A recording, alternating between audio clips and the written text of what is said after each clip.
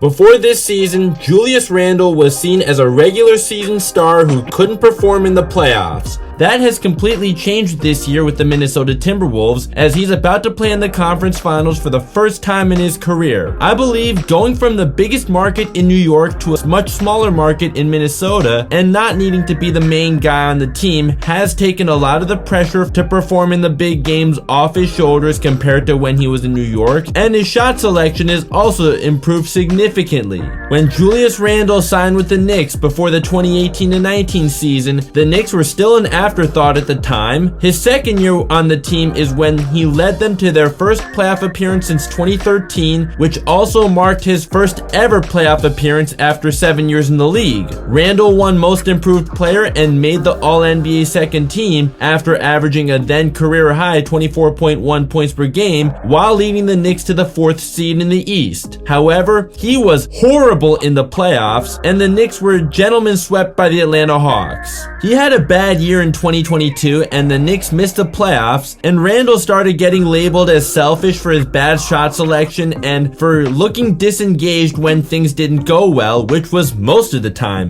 In 2023 though, with Jalen Brunson's arrival, the two of them led the Knicks back to the playoffs. Randle averaged a new career high 25.1 points per game and was the Knicks' lone all-star over Brunson that year, but Brunson was always the more poised player under pressure. It was Brunson who got them out of the first round for the first time since 2013 before losing to the 8th seeded Miami Heat in the second round. Randle was easily more at fault than Brunson was in that second round loss. Last season, Brunson and Randle both represented the Knicks at the All-Star game, but then Randle had a season-ending shoulder surgery. The Knicks happened to be just fine without Randle, and it wasn't until everyone else got hurt when they blew a 2-0 lead to the Pacers in the second round. The Knicks' success without Randle made him an afterthought, and he was expected to be traded at any time. As much as Randle was expected to be traded, what certainly wasn't expected was him, along with Donte DiVincenzo, getting traded to the Timberwolves for Karl-Anthony Towns. For much of the season, it seemed like the Knicks got the far better end of the trade. Now it's safe to say it was a good trade for both teams. Both Brunson and Randle tend to ball pound, but Cat is not such a ball pounder and makes quicker decisions. On the other hand, Randle brings a toughness to the Timberwolves that Cat never brought to the Timberwolves or Knicks, and the Wolves also got DiVincenzo's 3-and-D presence. For much of the season though, Randle and DiVincenzo struggled to fit in with the Timberwolves, and the Timberwolves won 7 less games than they did last year.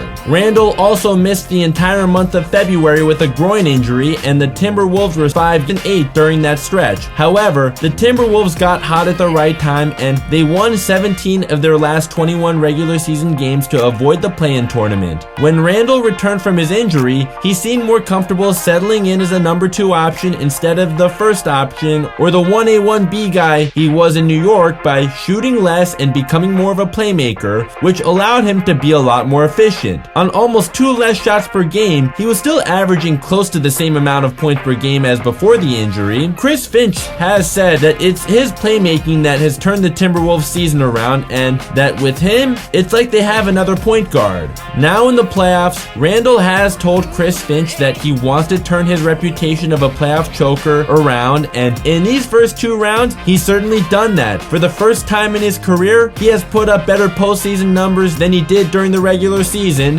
which is what the best players are supposed to do. He took full advantage of the Lakers not having a front court by just going to the rim and taking fewer threes than the previous 3 playoff series he played in. When assigned to guard LeBron and Luka, he did pretty well as he helped the Timberwolves beat the Lakers in the first round in just 5 games. It didn't just stop there, as he averaged 25 points per game to help the Timberwolves gentlemen sweep the Warriors. He even had his first career 30-point playoff game. Draymond Green found himself in foul trouble in all but 1 game in the second round, and Randle was able to take full advantage by going right at him. He's been getting to the rim and maximizing his ability to play bully ball more than he has been settling for tough jumpers like he did in the past. He's gotten more shots at the rim in this year's playoffs alone than both his playoff runs with the Knicks combined, and has been finishing at the rim significantly better. He's also able to use his strength to make plays for others when defenses try to stop him from driving to the basket, whether it's by finding a cutter or an open three-point shooter, and he has a lot of shooters around him.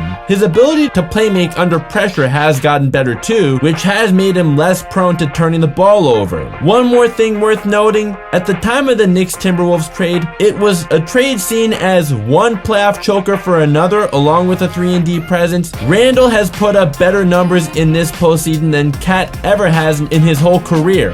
Do you think Randle can keep this up in the conference finals, something he's appearing in for the first time in his 11-year career? Please let me know in the comments down below. If you enjoyed this video, please consider giving it a like. If you want to see more from me, please consider subscribing and turning on notifications to never miss out. If you're already subscribed, thanks so much for your support as always, and if you're a new subscriber, welcome to the team. Links to my social media are down below for my more immediate reactions to what's going on in the sports world. If you'd like to see my most recent video and the one that YouTube recommends, both are up above. Thank you so much for watching. I'll catch you next time.